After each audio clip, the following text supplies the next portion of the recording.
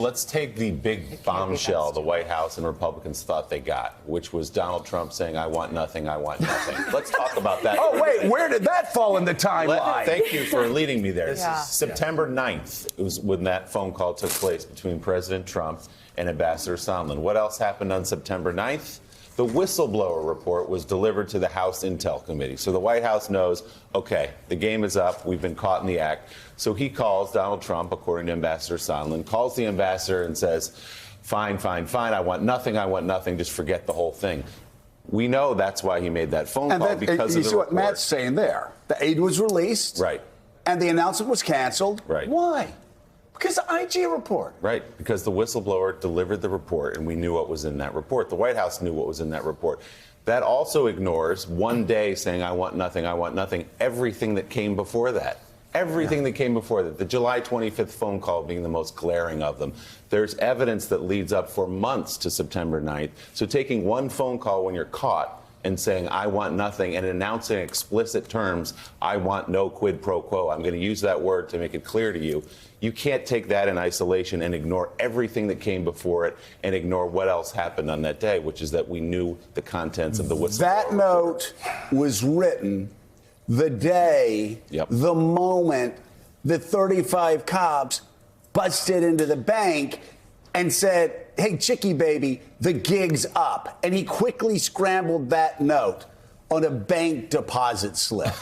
Right. He got caught, and then he wrote that note. He got caught, and then he made that statement. And, you know, we love stories of redemption in this country, and we so wanted Ambassador Sondland to like bathe in the warmth of grace and forgiveness of the American people because of his redemptive story. But, Tom Nichols, it was not to be.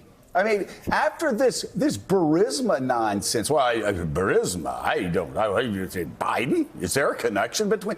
You realized that he would still be in the middle of that drug deal, running the drug deal with Giuliani for the president if they all hadn't gotten caught. Tom? It's Tom. It's Tom. I'm here. Sorry, didn't. Yeah, what was amazing about it is how quickly they cycled through so many different explanations. You know, one of the things that in the morning was, well, if the Ukrainians didn't know about it, it didn't matter. And of course, by the afternoon, then you have Laura Cooper saying, well, they did know about it. Well, that doesn't matter either. You know, Joe's point, I think, is, you know, it just doesn't matter. By the way, any day that begins with Chief Wiggum and Dr. Evil is going to be a hell of a day on the show. But I think the thing that was really fascinating here was that they did know. I mean, Joe, your question at the top of the show, were they dumb or are they lying? There's no way that, and let's leave aside Jim Jordan, who, you know, from Planet No Jacket we really can't Required. Tell. Whether it is stupidity or not. Yeah. But with Elise Stefanik and others, there is no way that they don't understand the argument that they're making when they're talking about, well, it was eventually released, and of course the president has the right to hold back aid. He does not have the right to hold back aid for personal reasens. This is written into law. There's an interagency process. There's a certification that goes through. Oh, Tom, that was another ridiculous thing they'd say. Well, did they hold up aid to Mozambique one time in 1974? Yeah, did they hold up aid to South Africa? I mean, they were just making the Democrats' point. Yes, they hold up aid when they're legitimate the walls policy were covered, reasons, but you cannot name one time that any president walls were covered with spaghetti since George Washington held up military aid to a democratic country that needed it because they were invaded for a political domestic reason to help in a campaign. Not one time. Right. I mean, and it's in law. That's the other thing is these conditions are written into law.